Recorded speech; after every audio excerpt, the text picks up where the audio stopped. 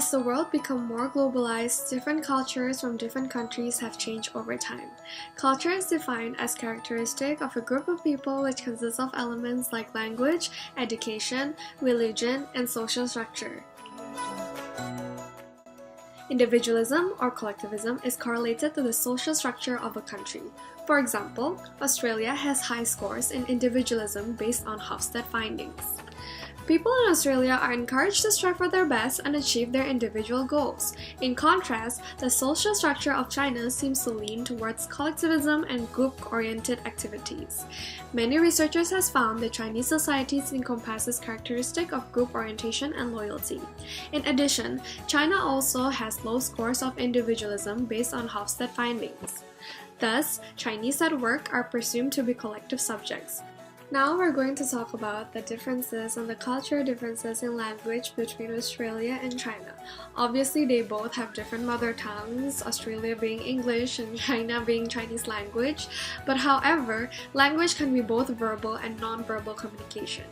Chinese language is said to be the hardest language to learn but is the mother tongue of the largest amount of people. This results in potential difficulties in communication between Chinese people and foreign people. Furthermore, China is considered to be a high-context culture. This means that there is various unspoken information communicated to people. In contrast, Australia is considered a low-context culture, in which relies on explicit communication. In a high-context culture, similarity is an important characteristic. Through shared experiences, messages can be interpreted by assuming the other person will think the same way. In a low-context culture, there tends to be an emphasis on the individual instead of the group. Because there are so many differences within a low-context culture, communication must be basic enough to allow for as many people to understand it as possible.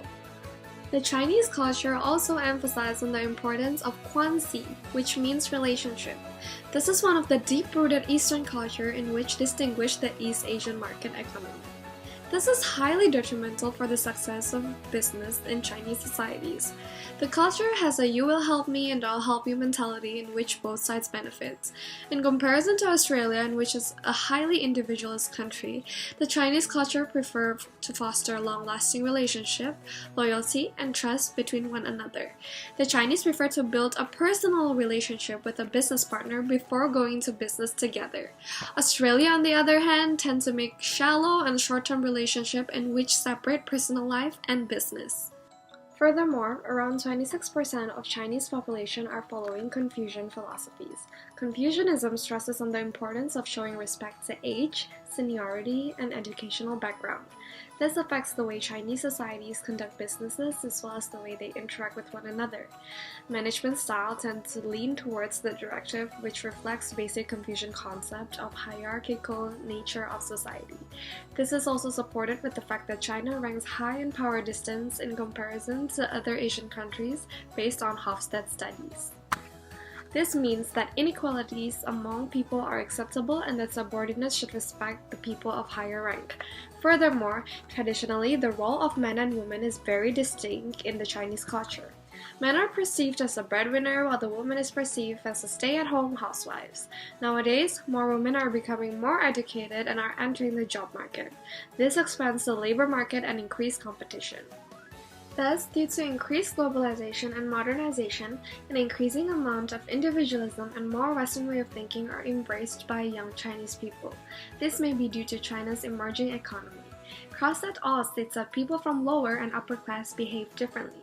People from upper class tend to encompass a more individualistic way of thinking.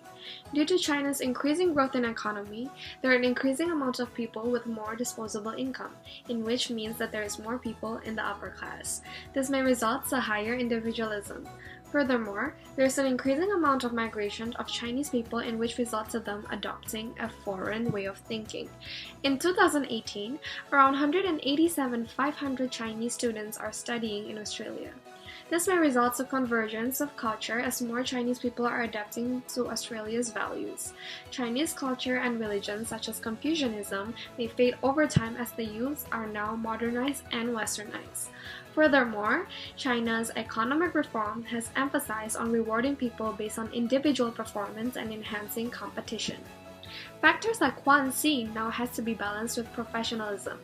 For example, in Beijing and Shanghai Airport, a small device is placed in each police officer's desk for people in order to comment and rank the performance of the officer.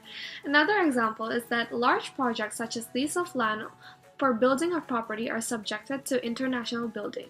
This shows that governments are increasingly focused on fostering individualism and competition. For this reason, China is becoming more similar to Australia due to the increase in globalization and modernization in which is necessary in order to adapt to foreign competition. Audio Jungle.